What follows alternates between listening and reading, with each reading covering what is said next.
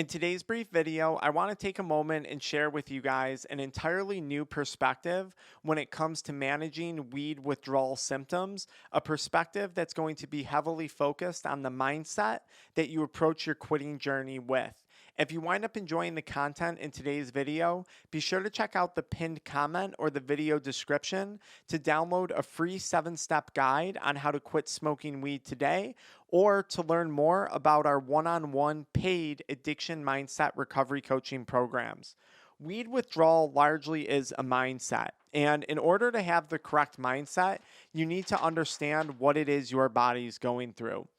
Withdrawal for me often was interpreted as my body's gut reaction to smoking more weed. So I would start to experience insomnia, stomach pain, sweating, muscle pain, all these different symptoms of weed or cannabis withdrawal. And my gut response would be, I want to put an end to these withdrawal symptoms, so I'm going to smoke more weed. And this was a big mistake because in this mindset, under this point of view, I was treating weed as the solution to the problem, when in reality, the solution would have been quitting smoking weed. You can't take the thing that's causing the problem and use that as the solution. This is one of the first mistakes people make when they start to suffer from weed withdrawal symptoms. Now, conveniently, that page fell off because this is my fourth time shooting this video. Weed withdrawal is, in my opinion, a lesson or a warning to our body. Weed withdrawal is what I would like to think of as my body's way of showing me what this substance was doing to my body. And I actually would argue that withdrawal symptoms are a fairly gentle warning compared to the side effects of prolonged addiction, the mental health consequences, the physical health consequences, the financial health consequences, the consequences and toll that addiction can take on our relationship. I would strongly argue that the side effects of addiction, to no matter the substance, far outweigh the gentle side effects of withdrawal that we may experience when we quit smoking weed. And weed withdrawal, not only is it a lesson, but it's a warning. It's your body's way of showing you what this substance has been doing to you over the last several months, years, or decades of your life. And it's a lesson I would highly recommend paying attention to. Now, I have two examples or two things that I would compare this to. Imagine leaving your house, driving to work each morning, and you live on a street where there's a four-way stop.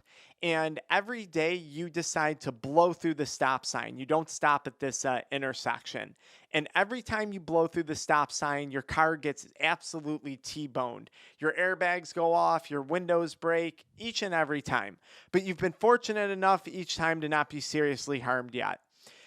I would consider weed withdrawal no different than continually blowing through this stop sign, okay? And the question becomes, how many times are you going to blow through these warning signs? How many times are you going to put yourself through this painful experience? Quit, smoke again, quit, smoke again, quit, smoke again. Withdrawals, no withdrawals, withdrawals, no withdrawals. How many times do you need to learn the same lesson over and over and over again before you finally decide to stop at that intersection and proceed with caution going forward, which proceeding with caution, I would have likened to the recovery and sobriety process. How many times are you going to put yourself through this? For me, it was countless times. Now, I would also compare this to getting burned. If you've ever touched a hot stove top, the nerve endings in your hand send a pain signal to your brain, giving you a warning not to do this again. And if you're like most of us, chances are you've touched a hot stove once or twice, and you never made that mistake again. You're always very conscious of if that stove top is hot. Weed withdrawal is no different. This was your body's way of showing you that you're getting burned. And I would warn you, if you neglect it long enough, I think you're eventually going to suffer from the scars of addiction, something that I unfortunately experienced towards the end of my active weed usage. So how many times are you going to blow through the stop sign? How many times are you going to get burned before you decide to finally say, enough is enough? Listen to your body. It's trying to tell you something. It's trying to deter you from smoking weed ever again. The last thing your body wants you to do when you're going through withdrawal symptoms is pick up more of the substance that got you here in the first place. It makes no sense doing that. What does make sense is quitting. Lastly, weed withdrawal, in my opinion, can be a great experience when it comes to learning and growth. We listen to, or maybe you have, various motivational speakers and people whom have overcome real struggles in their lifetime. I would like to think of David Goggins. This guy is like an ultra marathon runner. He's run on broken shins before. And when you listen to him speak, he says, it was in that struggle, it was in that discomfort, it was in that pain that I really learned a lesson and that I really, really grew. That's where the real growth happens, when you don't think you can push forward anymore. So if you're really struggling with weed withdrawal symptoms, I would argue that this is now a really incredible opportunity for you to face a challenge and learn how to overcome that challenge. This is an opportunity to learn new coping skills, to get connected to new social circles, to learn new tools that you can apply later on in your life the next time you face a challenging circumstance or scenario. The other option is to fold. The other option is to back away from the challenge and smoke weed again and completely derail any potential growth or opportunity that was available to you throughout this withdrawal process.